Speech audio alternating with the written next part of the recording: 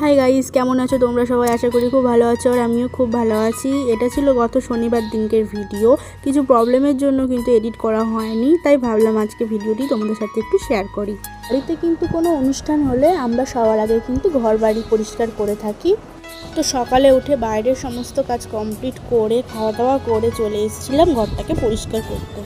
1 বছর আগে এই শ্রাবণ মাসেই কিন্তু আমার জ্যাঠা শ্বশুরমশাই মারা গেছিলেন, কিন্তু তার ডেটটা ঠিক আমি জানি না, তাই জন্য তোমাদের সাথে বলতে পারলাম না। তো এই শ্রাবণ মাসেই কিন্তু উনি মারা গেছিলেন, তাই কিন্তু বছর ক্রিয়ার কাজ, তো তাই জন্যই কিন্তু ঘরদোর পরিষ্কার এত তোড়জোড় লেগেছে। তো ভাবলাম আজকে থেকেই কাজটা শুরু করা যাক, কারণ একা হাতে মেয়েকে সামলে এসব কাজ তো একদিনে করা যায় না। আগে যখন ঘরদোর পরিষ্কার করতাম, আমার বর কিন্তু বাড়িতে থাকলে একটু হেল্প করে দিত, আর না হলে রান্নাবান্না কমপ্লিট করে কিন্তু মেয়েকে খাইয়ে ঘুম পাড়িয়ে তারপরে আসতাম ঘরদোর পরিষ্কার করতে।